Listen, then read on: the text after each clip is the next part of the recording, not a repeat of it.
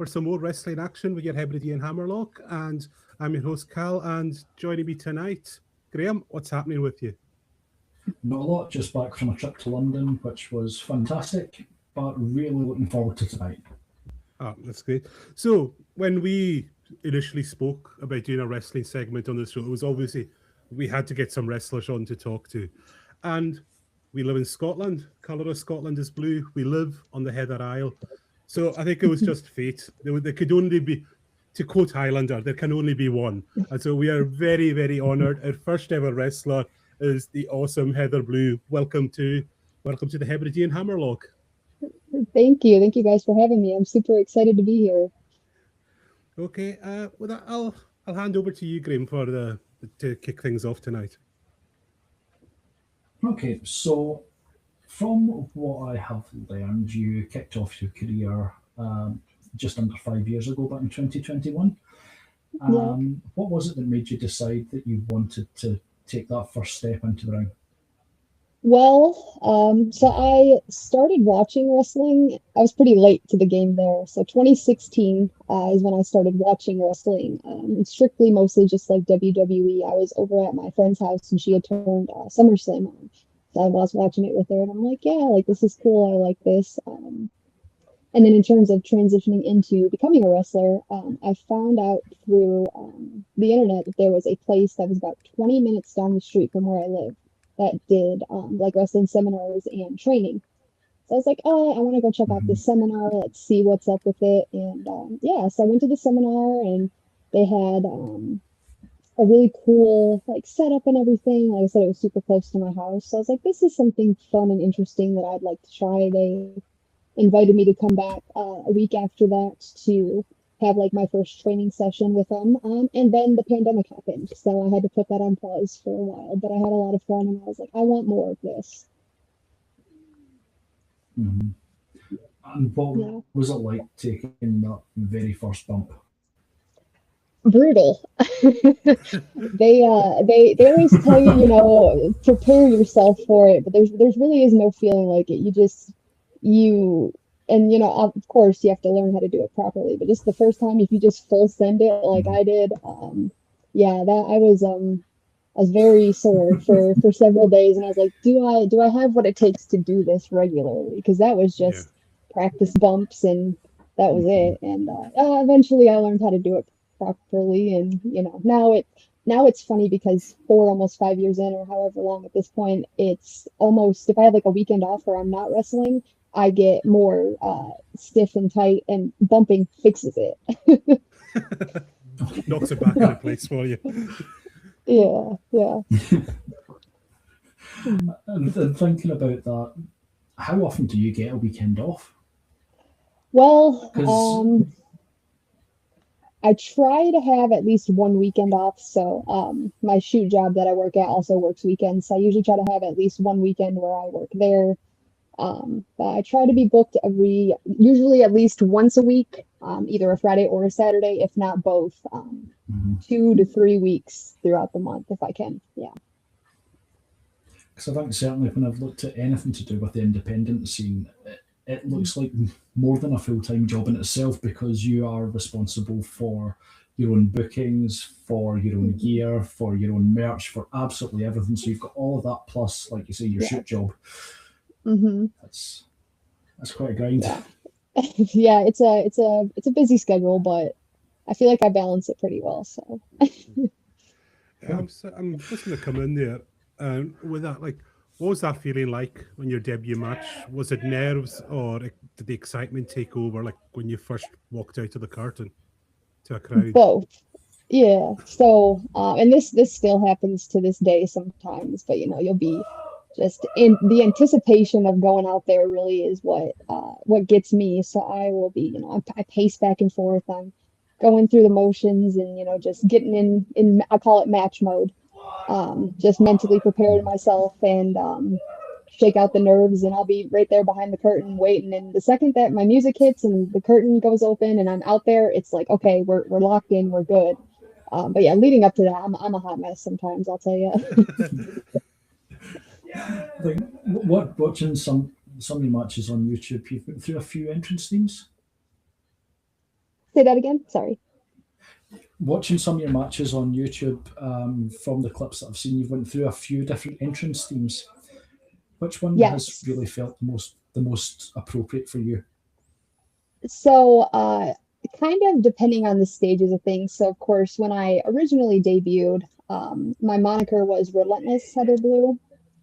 So the theme song I had for that, which my original theme song, I chose Relentless by New Year's Day. So that kind of all went together. That one was really, it gave me a good foundation, especially because I was a baby face for pretty much that whole run when I used the Relentless moniker. So it just kind of tied together. And then when I switched over to the Heartless moniker and I started using Heartless by Kanye West, that one was Kanye super one. fun. It's a song, everyone knows it, everyone sings along to it. So that was pretty fun for the hype. Currently I use Bad Romance, but the Hailstorm rendition of it. So that one's been Yeah, fun too. It works both for like babyface and heel work, especially I'm usually booked more as a heel than I am as a babyface now, so it kind of works back and forth for both. So they all have special meaning to me depending on the time of my career. But I'll switch it up every now and again, kind of depending on where I'm booked at and what I'm using. They all have different places in my heart for me. So yeah. How does your in-ring style vary from when you were relentless to when you were heartless, or even as the blue hair talbot? yeah. So like I said, more so than not, the Relentless moniker, which I've really kind of rarely use anymore. I was strictly babyface, so it was a lot more high intensity, high energy, a lot more crowd interaction. Whereas with the Heartless moniker, it's a lot more, kind of standoffish, heelish, more look at me and what I'm doing, and less of the, yay, we're all happy to be here, kind of stuff. So it's a lot more, I guess, cocky is the word, with the Heartless moniker. So a lot more full of myself, if you will, a lot more Yeah. dramatized. Like what I'm hearing is like it's a crowd work's a bigger part of being a heel, is it, than being the baby face, you would Hmm. think. Yeah, yeah. Depending on where I'm at, there's a lot of places, especially a lot of my homegrown promotions where I'm frequent at. I will have people that just love to hate me, and it's it's humbling in a way, but it means I'm doing my job correctly. But it's something, man. We've had people when we're making entrances come out and just be like right there in your face, and it's like, oh, but then you're like, I can't be phased by this. I'm doing my job correctly, but it can get intense sometimes, but like I said, I'm doing my job correctly, so I can't be too mad at it. I think one of the matches that I saw that just a really nice moment at the end. It was your match with Honey Badger. Um, Yeah. Uh, and there was this little kid that was helping you out at the end. That just seemed really sweet. Sorry, yeah. I was just That was certainly a match that was had, yeah.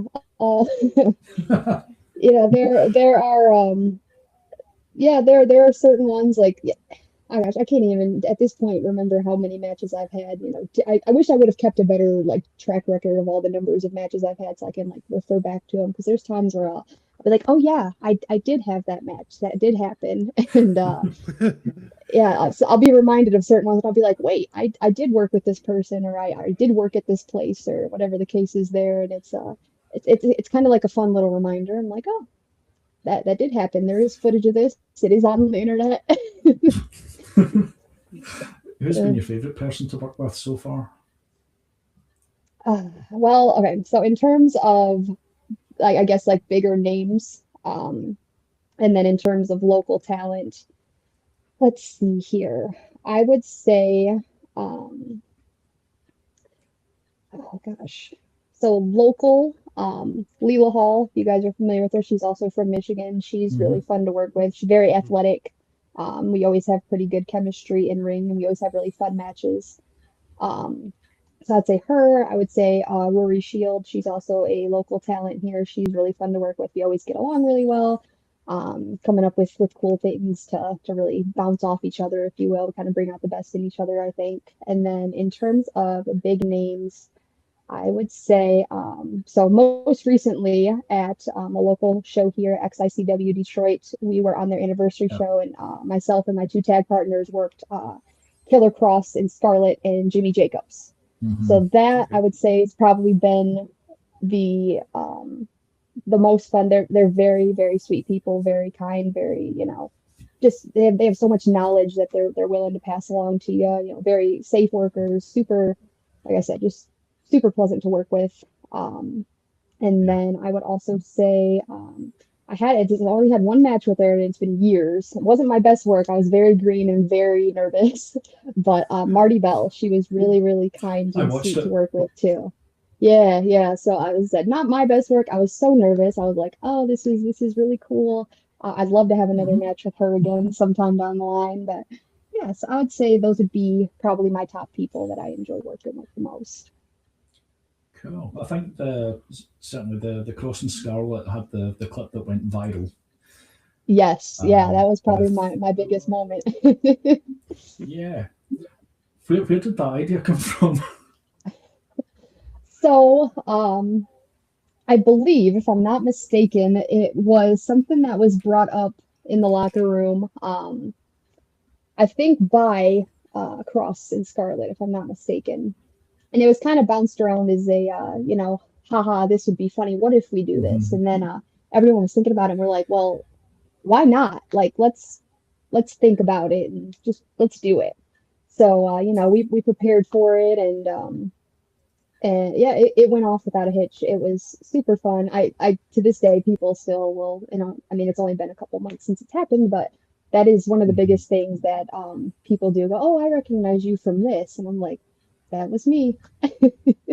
I even had I had a car repair guy that was fixing my car for me. We were chit-chatting. He knows I'm a wrestler. He was asking me, hey, do you have anything going on this weekend? Anything? And this was after all that had happened. And I like, yeah, nothing too crazy. I think I was going to like Wisconsin or something that weekend. And he's like, I came across this video on TikTok, and it was this girl with blue hair getting thrown through the ceiling by Killer Cross. And I was like, that was me. And he's like, oh my gosh, no way. And I was like, yes, that was me. So definitely not a bad thing to be viral about. Yeah. I'm just curious, do you come from a wrestling family, or were you the first in your family to really get into it? So I'm the first. So I said I had family members who are big wrestling fans. My Uncle Matt was a big wrestling fan. I said my best friend and my cousin, who I was at her house when we started watching wrestling, she was around it a lot more as a child than I was. So she was, more into it at the time, and that's what got me into it, of course. But yeah, I am the first and so far only wrestler in my family. But recently they have had, I have a nephew that has started like mat wrestling, which is really cool because we always talk about wrestling, and he'll show me his graps, and it'll be fun. But yeah. And I'm just curious, what was the reaction in the family when you told them doing it and becoming a wrestler? Were they pleasantly surprised or just totally shocked? Yeah, at first they were like, okay, that's a fun hobby to have, to try out and to see how you like it and what all goes into it. I remember I brought my mom with me to my first ever like training class. And so she was watching me learn how to take these bumps and watching people do stuff in the ring. And she's like, this is really intense. Like, are you okay? And I'm like, yeah, like it's fine. And so she'll come to shows every now and again. Like she was just at a couple of my shows that I was on recently, and she's like really, really into it, and she's super like I said, she's super into it. She'll ask me questions about things like she, is one of the wrestlers and she knows things. It's super funny. She'll use like wrestler terminology with me, which I think is really funny because it's things she's picked up from me talking to her about it. And she'll be like, like who are you wrestling? Who's going over? What's going on with this? Are you working heel or baby face? And I'm like, just sit back and watch. Does your mom boo you if you're a heel? Or does she still cheer? Yes. So she Oh, at first she's like, yeah, that's my baby, and 'cause I'm the youngest of her three kids, and I was like, no, mom, like you have to boo me. I need you to help me do my job here. And she's like, oh, okay. So she'll tell other family members, like if she brings like her friends or our family members with her to shows, she'll be like, you guys have to boo Heather. You guys can't cheer for her. And it doesn't always work. There's still those occasional like, yeah, woohoo, yeah. cheers and everything. But I'm like, no, I'm very I need you to boo me if I'm being a heel. I need you to Yeah. play the part, please. I'm guessing from what you're saying, do you find the heel work more enjoyable? Do you have more fun being a heel?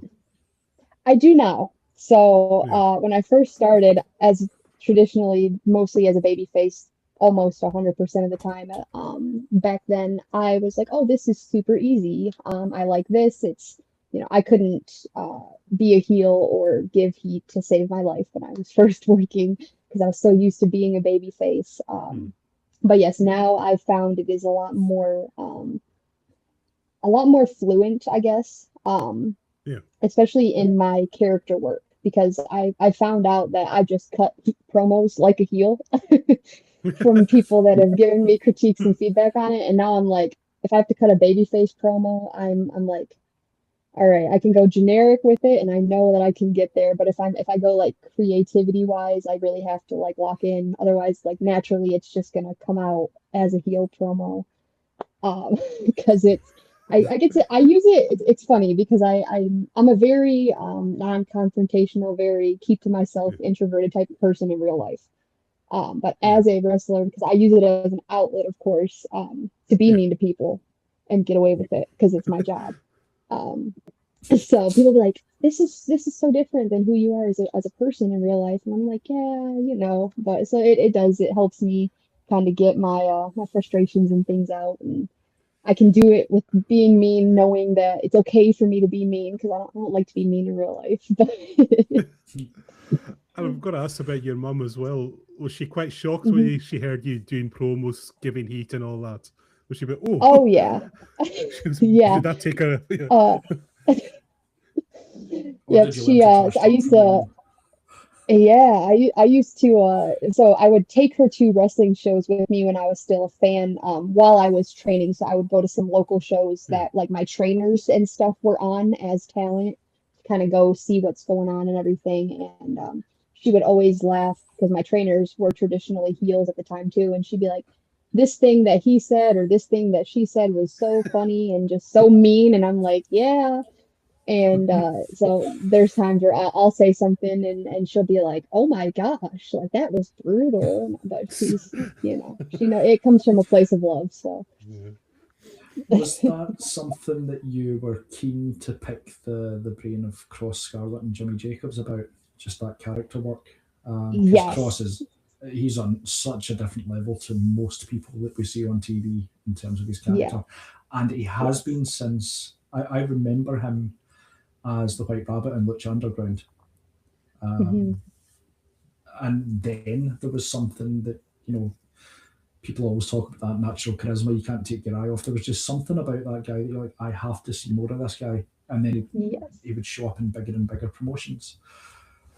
Yeah. Yeah. A lot of so I wasn't able to make it to the seminar that they did. They did a seminar the day of the show down in Detroit.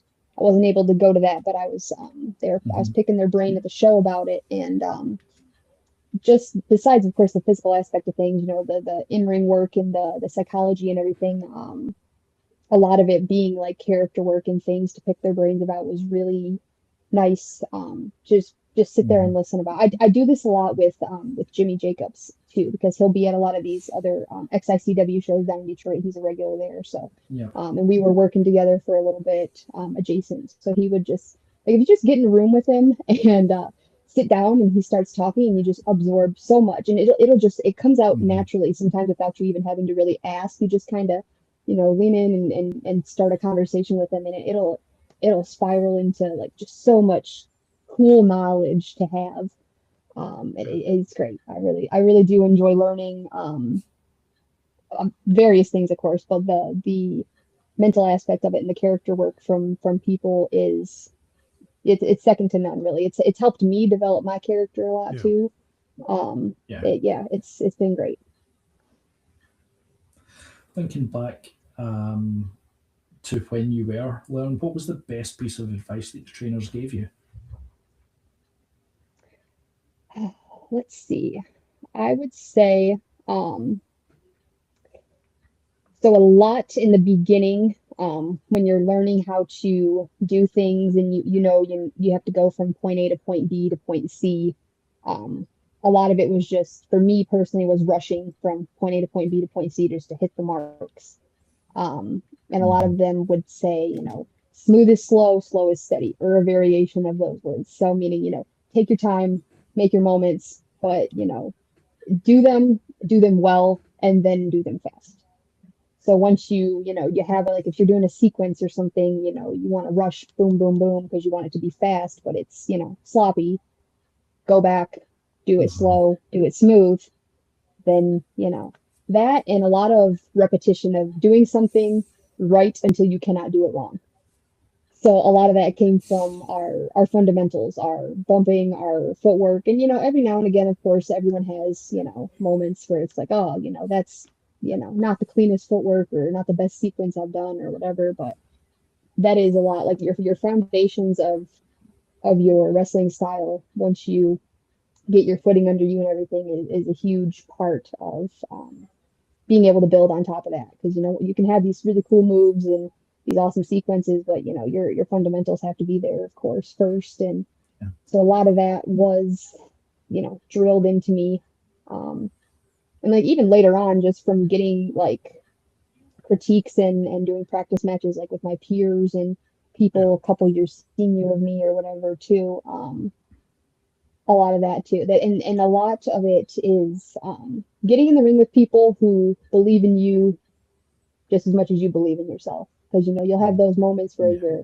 you doubt things or you're like, can I do this cool move? Am I able to make this look cool? Or even just like psychology things. Or does this make sense? Mm-hmm. Yeah, and a lot of that has been really helpful for me because you can definitely tell when I'm confident about doing something versus when I'm like, let me think about it, and then it brings me back out of my shell, and I'm able to, go out there and be me without having to Yeah. tiptoe, Uh, uh, what's like one move sequence you've done where you were just it just on the night it just came together so perfect? Like you'll always it's Yeah, just is there a certain sequence or moves that you were just yes yeah, yeah, like these are my core things. So yeah, I would say once I was able to get the like head scissors and the hurricanranas down, because I yeah, the first couple tries are always a little rough. You're a little nervous. You're up top. You're like, I'm on the Mm-hmm. top rope here. It's a little bit of a fall down, but once that came together, like I really love doing those types of moves and my code breakers, so the double knees, face busters, all that. Those Yep. are ones that have like pretty much been in my move set since I created one and have always really kind of been key components of Heather Blue as a wrestler. So I mean yeah, I've made newer ones or I've added things or now I do a springboard one, which once I learned how to do that, that's kind of like my go-to finisher. yeah, And it was always fun to do. Of course, ropes aside, because occasionally you'll get in a ring, especially in Michigan sometimes where the ropes will loosen throughout the night.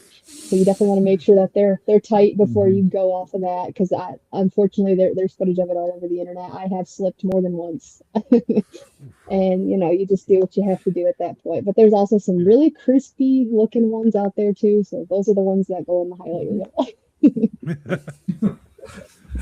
You do the thing AJ Styles did where he turned a slip into a sort of 3 month arc. And then the springboard code breaker especially, I'm always I save it sometimes. I don't always put it in every single match that I have. Mm-hmm. But when I do, I usually am rather confident and I've worked it out beforehand that I'm gonna put it in here and it has a like significant spot in the match, if you will. Yeah. So What's been your favourite crowd to be in front of? If you could think your entire career so far, which crowd's been the best and why? Um, hmm, hmm, hmm, hmm. Hmm. That is a good question. Um, gosh.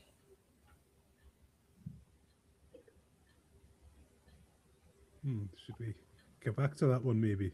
Because Yeah, maybe. Yeah, yeah, yeah, maybe we'll Sorry. circle back around to that one. Give me a minute to think on that one. No, you're all right. no, see, I'm coming at this. I'm a returning wrestling fan after many years. Graham's a lifelong, and I've over the weekend I've been watching some documentaries, and there was one interesting one about Macho Man. Apparently, he used to send like long lists to his opponents. Mm-hmm. He was very, very meticulous. And I'm just wondering, are you more a meticulous, or do you just like to go with the flow on the night, how it goes, or do you want it to be like very, finely tuned what the performance is going to be? Um, I'm a little bit of both. Like I like to Yeah, have a I like to have a general idea of what's yeah, going on and what I'm very big on what role do I play in this particular show or this yeah, particular match. I know that there are some people who are more, you know, um, specific about like, oh well, this is who I am as a wrestler. This is the role I generally play on a show that I'm on, and they get stuck in that mm, mindset of well, I was the main event on this show, and I'm gonna be the opener on this one, but there has to be a bit of a swap almost. Like you have to, I like to tune in individually to, okay, instead of just getting stuck on, well, this is how I usually do things. I like to have a general idea so I know what do they need from me in the yeah, role that I'm playing that night. And I can still do it my way, the way Heather Blue does it. But without just sticking to one formula and being like, well, I'll just insert that here and do this. I like to have the major details ironed out, and yeah, then in between it can kind of Mm-hmm. just be what feels right to put here, or what do you need for this, or whatever the case is. There a lot of things, especially because they always say card subject change or whatever changes may be made day of on shows. You have to yeah, be adaptable in that regard, because it does happen, and there are things that are out of everyone's control that you just have to switch in a blink of an eye. Sometimes it's happening in the middle of a match. You just have yeah. to you know figure that out on the fly. So I'm a very adaptable person. I won't lie, I'm not the greatest at coming up with things on the fly, like immediately. It takes me a minute sometimes to really like be like, okay, this is what I'm going to do. But I like to have just the fine details, the big major, I call them like bullet points given to me, and then I can work with the rest, whatever needs to be filled in there. Is it the same when it comes to promos? Fair, just a bullet points of Yeah. here's what I need you to get over, and then you make that make sense for Mhm. Heather Blue. Pretty much, yeah. So it's kind of funny the way that my promos have changed over the years, because so when I first started doing them, the trainers that I had at the school that I was wrestling at and training at when I first started, like my first year, they actually had a little Facebook group that was strictly like, they called it like a promo bowl. So it was kind of like a competition, and you would send in promos weekly, and they'd give you like a prompt, this person versus this person. And mind you, this was all happening before I ever debuted in the ring. So I was just, I had a whole different like ring name. I had a whole different persona. I was not even Heather Blue yet. But that forced me to really fine tune my promo skills. And that I used to write like novels out of like everything I wanted to say. And then I would have to go back in, fine tune them, make them into bullet points. I would have to set my tripod up, get in gear at the time, which I didn't have professional gear yet, but what I would have worn as gear, Mm-hmm. full hair done, makeup done, in that gimmick, and I'd have to have hours on end to just stand here and talk to myself in a camera and take as many takes as I thought it would take, And it would sometimes it would take me all day, and I would be very frustrated. I have dogs and things like that, so there'd be times, the mail just arrived, and now they're barking for 15 minutes, and now I have to regather myself and all sorts of things. I'd get the perfect promo take, and before I can hit my finish line, they'd start barking, and I'm like, no, my take. Um, but yeah, no, now it's a lot. I'm a lot more on on it in a much simpler way. It's the same Yeah. process, but it takes me far less time. Or even doing like live promos, they'll hand me a mic and say, okay, go out there in the ring. Here's what you need to be talking about. Here, if they have something that they want to get over or a line they want me to say, here's a line I want you to say, and then go out there and you have 30 seconds, you have a minute, whatever, get this over and call it a day. I would say, and I wouldn't even consider this one of my like best promos to date by any means, but for the time that it was, because this would have been my like, I would say first year, maybe first year and a half to 2 years. We were at the place that I was training at.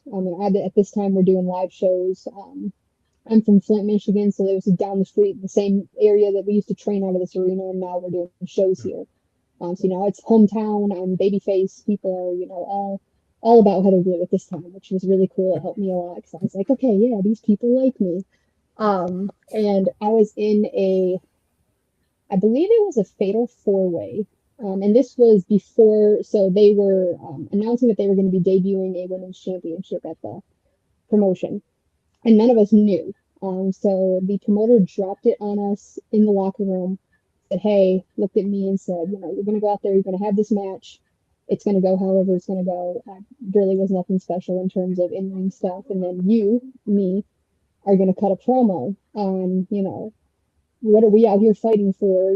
That we don't have a championship, we don't have anything else. Like, what are we doing? And so I went out there and I did it. And I remember the promoter coming out and him doing his part, and then I went to the back and he was like, yeah, you really made me feel like a jerk out there. And I was like, well, good. That's what you asked me to do. So, You did your job. but yeah, so I found out that I had this promo I had to cut, like, probably about, I don't know, it was definitely same day. I don't know how long between then and showtime it was, but I was like, wow, okay, I have this promo. Here's my baselines I got to get out, and we're just gonna, and this is gonna be post match. I'm gonna be blown up and tired, but we'll get it out. And like I said, I'm still proud of that promo. As I said, it ain't got really nothing on me now, but for what it was back then, I was proud of it. So. Yeah. Like, you're from Flint, Michigan, and I'm just curious. It's my understanding, like, the wrestling crowd is quite different if you go to the southern states. Has that been your experience? And do they perceive you differently Yeah. down there compared to, like, I don't know my regions, but like Michigan and surrounding area, for lack of it. Sorry, my Yeah. American Yeah. geography is a bit terrible. That's all right. Yeah, so like I said, that really was the only, there's not a lot of promotions that run up in Flint. So a lot of the promotions that I work for now run downriver is what we call it. So it's down in like Detroit, like the Yeah. Motor City area, the more populated, well-known parts of Michigan. So the crowd down there versus the crowd up here, it is different. And like I said, I work a lot of heel work down there. I'm more of a bad guy down here, and I'm more of a baby face up here. So the reception can be different. Or even working in different places. Like I frequently go to some promotions in Ohio, so in our neighboring state too. The crowds there are different, and I've been to Indiana. The crowds there are different, so they really are. Like, there's definitely things that overlap that, as long as you're doing your job appropriately, get these people to Yeah. cheer you, get these people to boo you, interact with these people, have these fans, whatever, is always some similarities, but I can tell that there are definitely certain differences. Even going to a place like being a heel in Ohio is extremely easy as someone from Michigan, because all you have to say is that I'm Bill from Flint, Michigan, and then they're like, oh, those are our enemies. So that's an easy one. Now, getting them to cheer you when you say that you're from Michigan is a little different. It's like my boyfriend Max, he's also a wrestler, tag partner, all that. He is from the Detroit area, so he is a babyface at this company in Ohio that I'm talking about, and getting them to cheer for him has been such a difficult process for him. But he's making it happen. But yeah, they do not mess with people from Michigan down there.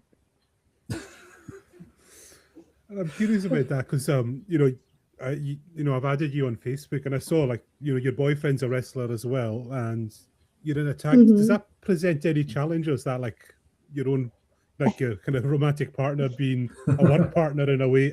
I know only that's throwing each other around as well in the ring. So. Oh yeah. So we met. Puts trust to the very biggest test, I can imagine. It definitely is. It's so funny. I'll tell you a story here about that in a second as well. So we met through wrestling. So we were both wrestlers prior to getting together. Which it's funny because both of us prior to that were very much, I'm never going to date another wrestler. That's too much. That's stressful. If you break up and you're working in the same areas, it's awkward. It's weird. But yeah, no, we just met at a local show, and we didn't talk for like a long time after this. But we have a mutual friend who's also part of our like tag group every now and again down here, and he was kind of wingman for both of us, and like, yeah, you guys have more in common than you think you do, and I'm like, do we? Are you sure? But yeah, so we ended up getting together, and that's the funny thing is the only thing that we really ever get in tips with each other about is wrestling. As funny as that sounds, it's so true, and that we talked about that a couple months ago. So Jimmy Jacobs of all people, he was at a show with us, and we're all just sitting in the locker room, and he's like, do you guys ever fight about wrestling? And I looked at him and I said, Jimmy, that is all we ever fight about. That's the only thing we ever have disagreements about. And it does present challenges, but we're really good about maneuvering that and not taking things too personally or whatever. If something doesn't go right, or if things get wonky, or if we have because we do a lot of tag matches together now, more than we used to, which is cool. And there are definitely days where, especially like a couple of our first times tagging together, we had to find our footing as a team. We got real life chemistry, but now we have to have this in-ring chemistry with our characters, and it was a growing pains process, is all I'll say. But we got there eventually. So now when we have that, it's great. And storytelling wise, it's really easy to maneuver that into, and we keep a lot of our personal life separate from the wrestling part of it, but we're a couple both in wrestling and in real life, so we have our ways of maneuvering the two different ones, and obviously they overlap sometimes, but for the most part we're pretty level-headed about it. But yes, the only thing we ever get in disagreements about are always wrestling related things, and sometimes it's literally just a matter of opinions on things.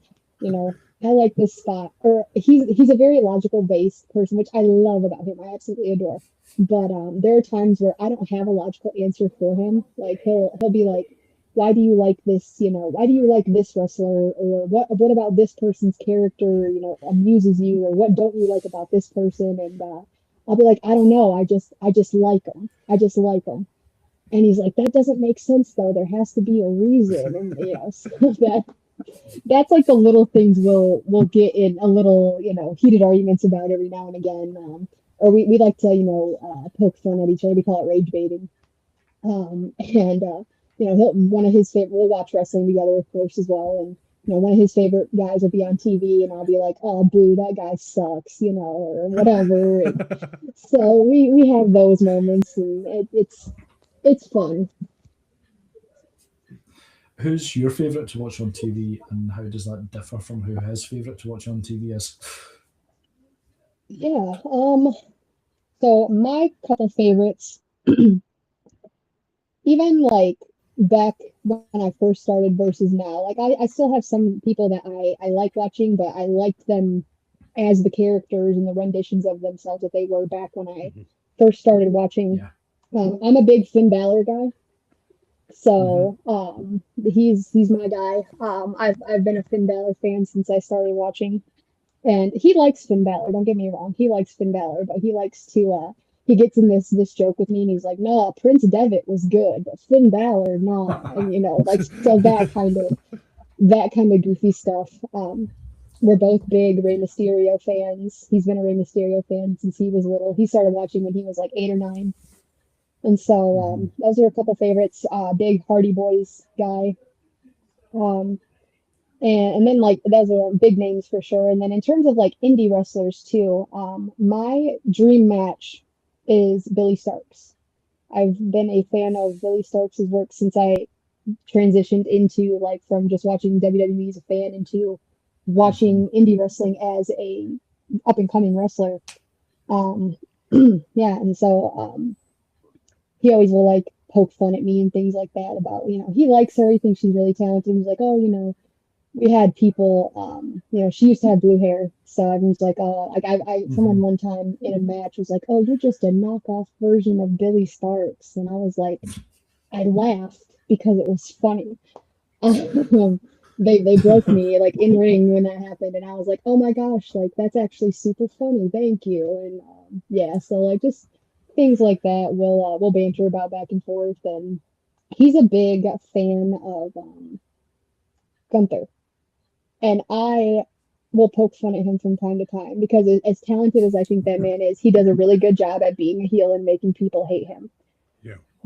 So I will sometimes work myself into oh my gosh, I can't stand this guy. He's so awful, like, and I'm not talking about the wrestling. I'm just, and he'll be like, nah, that's my guy. That's the GOAT right there. So, we'll banter like that, but. You mentioned that there wasn't a belt to fight for in the promotion you started with, and I've watched a few clips. You've won a few titles now, I think. Yeah. What was it like that first time winning a title? Yeah. So,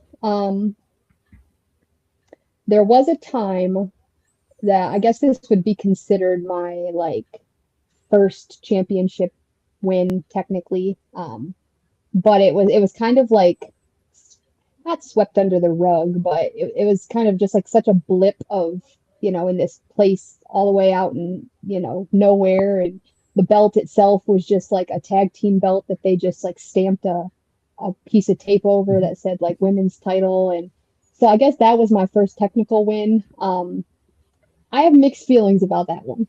So sometimes I will just kind of block that one out. But my first like official, what I consider, I have a tag belt I won in a tag team, and then I'll tell you about my first singles title. So my first title, which was a tag team title that I won down in Wyandotte, which is downriver, Michigan, was super cool. It was the first time that women had held those titles, and it was a tag title that a couple people prior, my boyfriend and his tag partner had had. So it was a nice little callback to, oh, you guys were tag champions at this same promotion with these same titles, and several months later and a couple champions later, now here I am with my tag partner that, and we were kind of thrown together. We weren't really like in what I would consider an like established tag team. We didn't have like a reign of like, oh, we're tagging together before. Like we were both managers to the same guy in this promotion. And then we kind of just started, working together in that way. And then they put these belts on us. And it was very cool because I there's that, that's history of this is the first time women have held these titles. Everyone was super happy about it, myself included. And I was very humbled and very appreciative that that they, did that. But so we were supposed to be heels, and we were wrestling this tag team, and they were supposed to be the baby faces. But with it just being 2 males versus 2 females, it got swapped around. We had our flowers moment and people cheering for us, and I was like, well, this is not what we're supposed to be doing right now, but nonetheless it worked out fine. And we had a little reign, and then we eventually of course lost those, and that was fun. But yeah, no, I'm very appreciative that they saw the moment to put women in that position, and that I was one of the two of them that they chose. It was really cool. And then in terms of singles titles,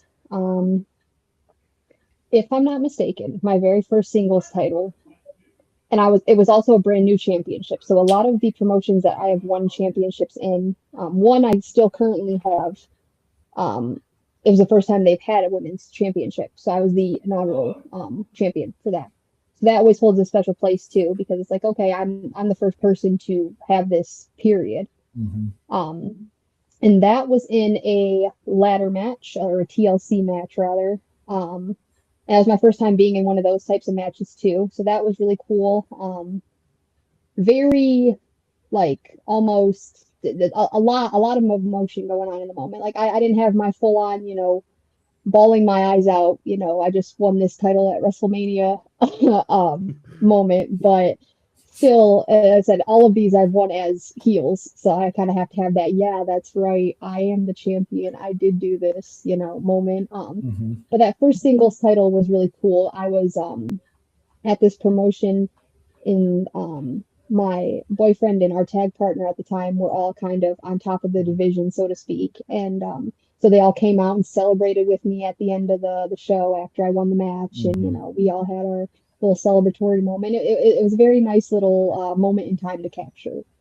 So, yeah, it's humbling. It's very, it's just sweet, man. It's cool. It's nice to know that, people trust you to be the face of their company and to run their, their division, so to speak. If they, a lot of places growing a women's division, in real time. And it's nice to be able to have, a foot in working with that. So. Yeah, because I think it's. sorry, Graham. I'll let you. I was going to say, on you go, Cal. But I was going to ask, obviously the position of women in wrestling, like compared to when you started and now, I'm taking you've seen things are progressing all the time and getting better for you, for the women in wrestling. Yeah. Oh, yeah. It's I was just talking about this last night with a fellow wrestler actually. Just like with any wrestler, you see people come and go, and people that you think are going to go all the way with it, and they just kind of, either do it as a hobby or they just kind of fall out of love with it. And then you see people that you're like, I didn't think that you were going to last this long. People would tell them, and here they are, they're winning championships and doing really cool things. So yeah, it's nice to know that there's a lot of places that are starting to develop things. Or if they already have a division, that it's, being a lot, it's cleaned up. It's, quality over quantity. I'm big on that. I would rather a company wait 10 years to get a women's title and then to have it on somebody that is very, like, just good, as opposed to, rushing, creating a title, putting it on the first woman they can find and just rolling with it. But yeah, it's been really nice. There's a promotion here in Michigan actually that I work for, Divine. It's an all women's company. So they were around for a good while prior to me, of course, but then they were rebranded under new management. I became the champion for a good while there. It's just the guys in charge are, and everyone involved really is very, very, very good. Just they're always thinking about new ways to do things, but to involve the talent in the decisions that are being made. And the shows they run are definitely quality over quantity. I think I love their shows because they will start at 7 and end by 9:30. So you got 5 good matches. Everyone gets to go home early. It's wonderful. And they have had some good names on there too. Of course, they'll bring in names every now and again, but even just having like local women wrestle other local women, a lot of the crowds that they bring in and the venue that they run in a bar called Uplift in Ann Arbor, Michigan. So it's a small bar area, definitely not a quote wrestling crowd, excuse me, but they will pop for anybody in that ring equally, which is great for us as indie wrestlers because they brought in big names. They brought in the Jody Threats, the Danny Lunas, but these people just look at all of us like wrestlers, and they're like, yeah, that person's cool, and oh, they're on TV, that's cool too. But I like this person, they're not on TV, but they're just as cool to me as this person is. Which I'm like, that works in my favor. But yeah, no, Divine is wonderful. Going to an indie show. What's that? I think that's the beauty of an indie show. It really is. Yes, okay. Yeah. Suspending disbelief is a big one. Yeah. Yeah, having been quite old and followed wrestling since probably 1990, I think, 90 or 91. Mm-hmm. The change in how women are presented is a huge positive. Yeah. I have to say, I grew up through the Attitude Era, the Lawler stuff, all the pudding matches, and all the overtly sexualized rubbish that even as a teenager, I couldn't sit and watch it with my folks because that was just odd. Right. Yeah.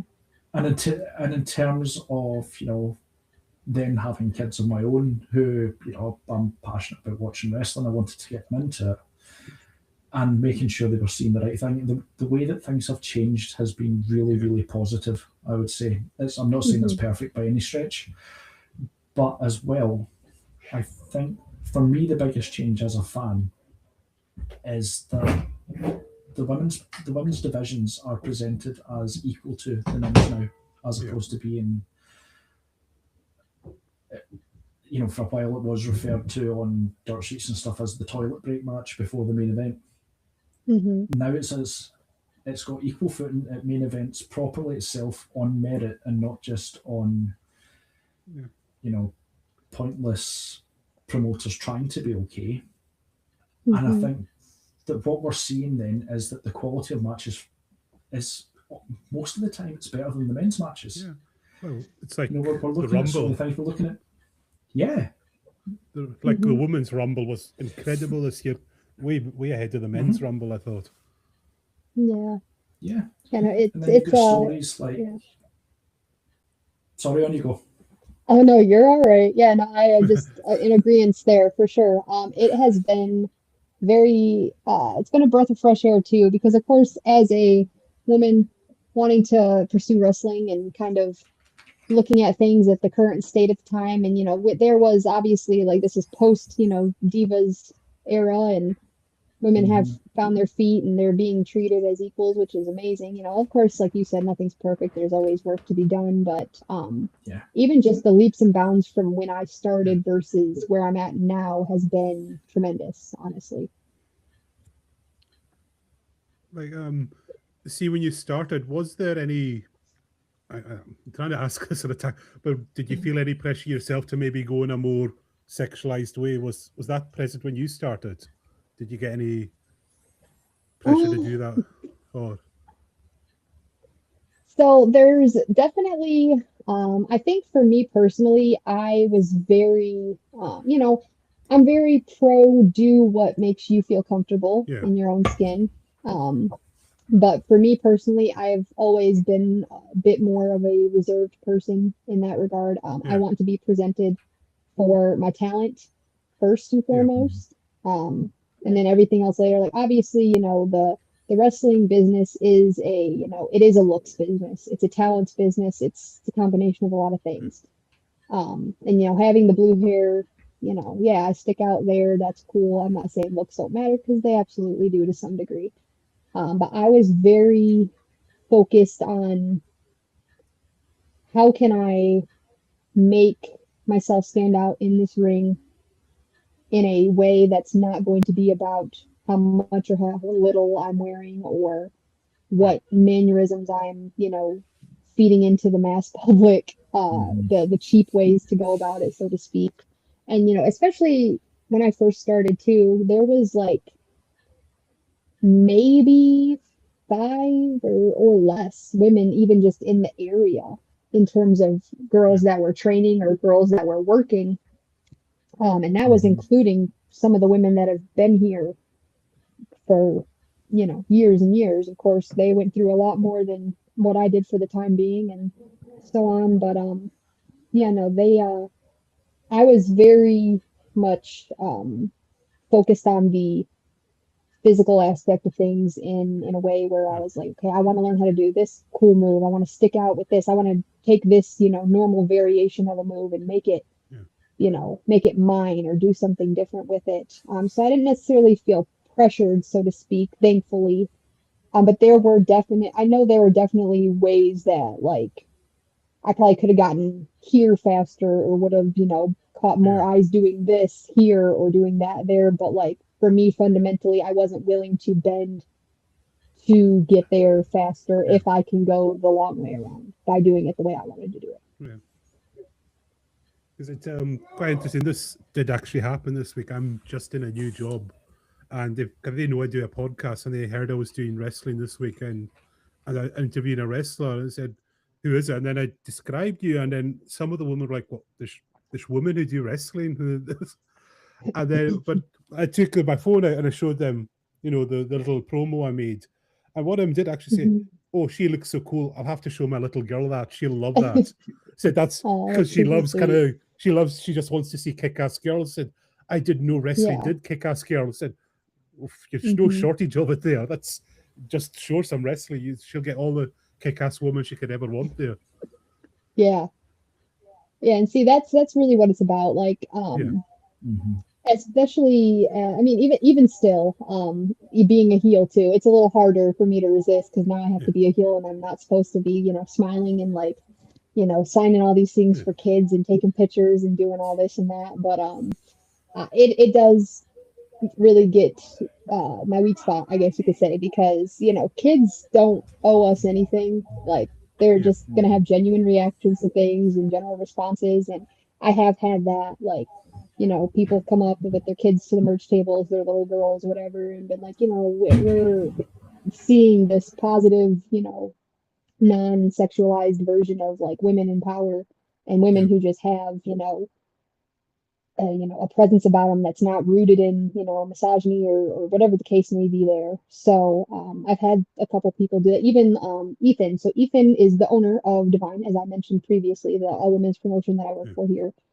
He used to bring his daughter to shows when he used to have a podcast with one of his friends, and Okay. so they'd come and they'd review the shows and everything. And he brought his little girl, and I remember him telling me that she was sitting front row watching another woman and myself have a match, and he pulled us to the side afterwards and he told us, he's like, like these are, like my daughter is amazed right now because she doesn't know what's going on, but she's just watching these girls have, this cool match, and it's not Yeah, rooted in this, oh, we have to behave this way or we have to look this way or we have to act this way, and so yeah, that's always a super positive experience. I find when kids or people with their kids will be like, hey, we like this because we see you as a person who's bringing something positive out yeah, into the world as opposed to Mm-hmm. just doing it for a paycheck or just even doing it I call it the cheap way, the short way, yeah. whatever you want to call it. But yeah. Uh, I'll let you go there, Graham. Your final question. I think we're just about coming up on Final time. question. Yeah. I had We'll go two that I back was to going to ask, but could go back to the question that stumped. no, it's okay. Yeah. But I think I suppose my final question would be, what's the next step for Heather Blue? That is a great question. So I think for 2026, my main goals are really just going more places and doing more things.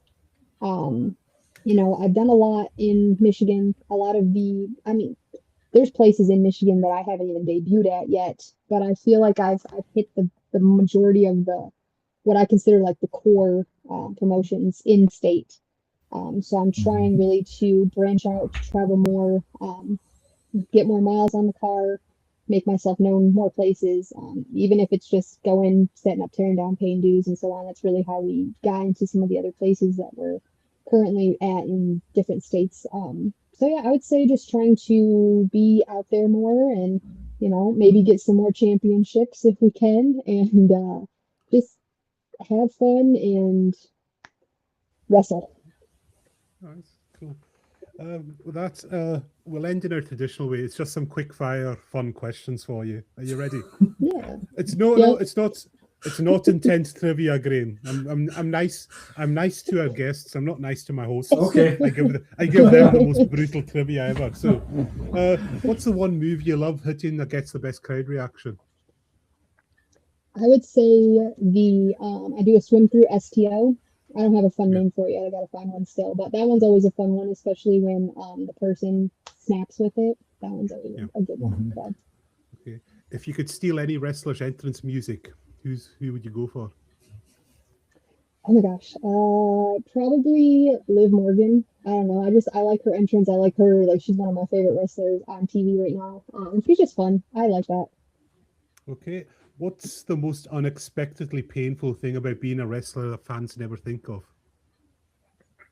Having to go back to work on Monday and all these fun, cool things that you did this past weekend is great. You didn't feel it when it happened in the ring, but now that the adrenaline's worn off and you have to go back to your shoot job for the week, you're just sore all the time. You feel like you're 80 years old. That's If you had to describe your ring style in 3 words, explosive, bold, and energetic.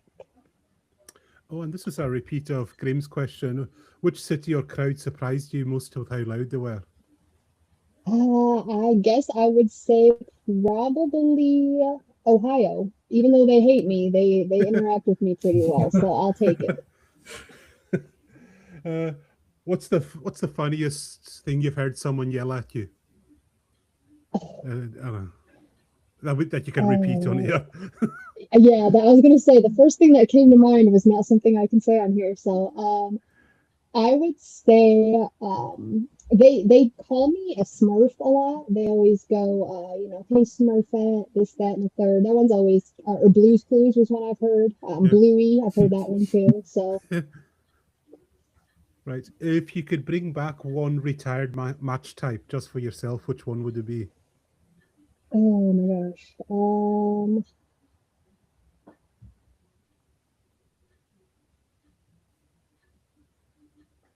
I'm gonna turn it around. I'm gonna ask you guys that one. I want to know your Right. answers for that too.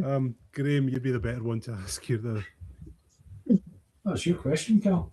Oh no, I'm a returning fan, so I'm still catching up on about 20 years of All history right. here. So.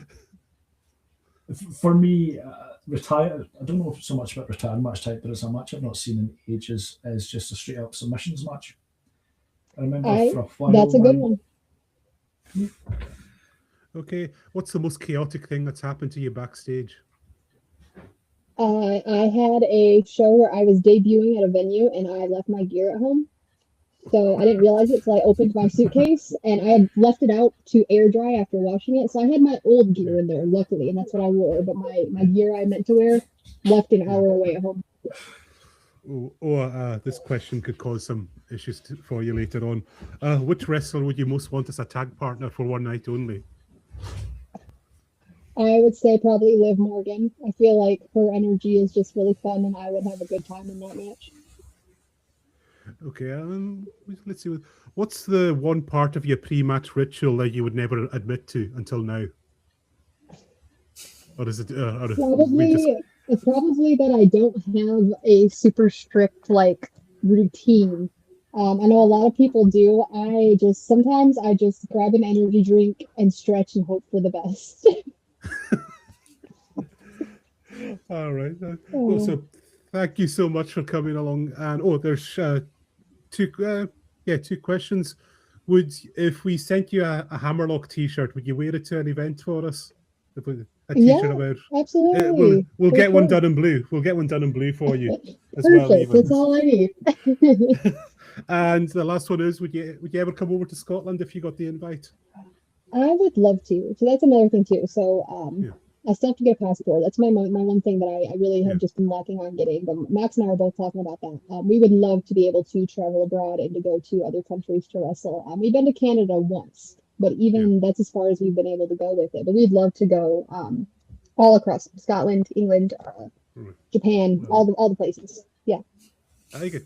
I think it's safe to say if you come to Scotland, you've got at least 2 people who will be turning up in the crowd for you. I know. Right? Yeah, You know, that's all I need. Myself and Graham will, and we'll know when to boo. We'll definitely boo you.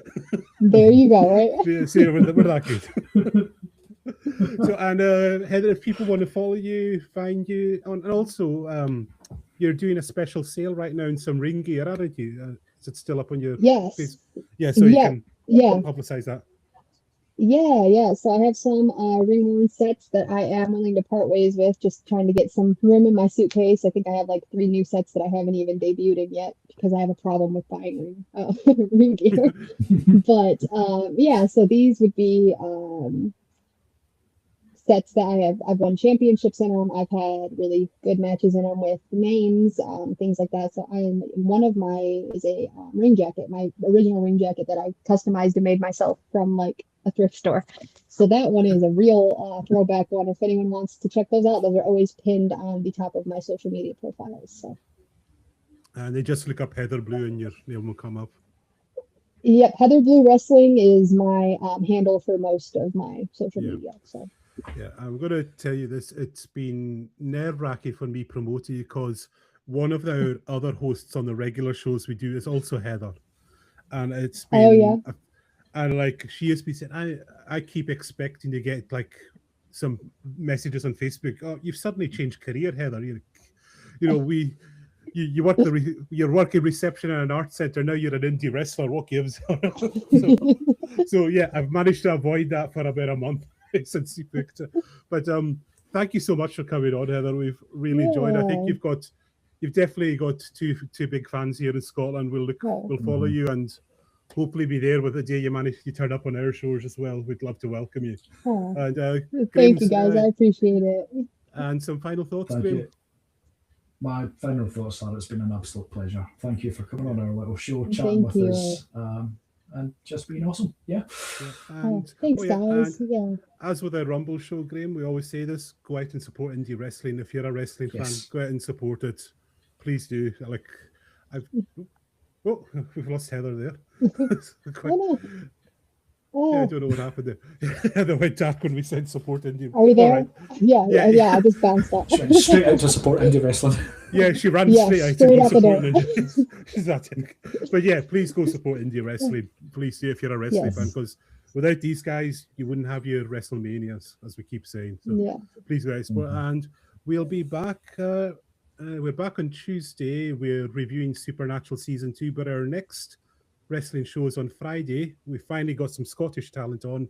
Chip Watson is our very first homegrown talent we're going to interview, and can't wait for that. And then after that, it's Big Rig Brian Colton. Do you know him, Heather? Or you're aware of him? I feel like I've heard the name before. Yeah. Big Rig. And then we've got Jules, and I keep forgetting his mullet man. We just keep going. He's got the most epic mullet I've ever seen him. Love that. And we've also got Mickey Knuckles turning up with some later on as well, which is she's something else. It's got to be said. She is. She's awesome. We down here in Michigan we call her Aunt Mickey. So. All right. So have you met her? Mickey? I have. Yeah. Yep. So we've worked a couple shows together. We were in like a multi-woman match before. Yeah, she's a doll. She is. She's a very eccentric personality, but she's great. All right. Oh well, there you go. Plenty to look forward to. All right. And again, massive thanks to Heather. We'll be following you, and we wish you all the very best, every success. And good night, everyone. We'll see you all very soon.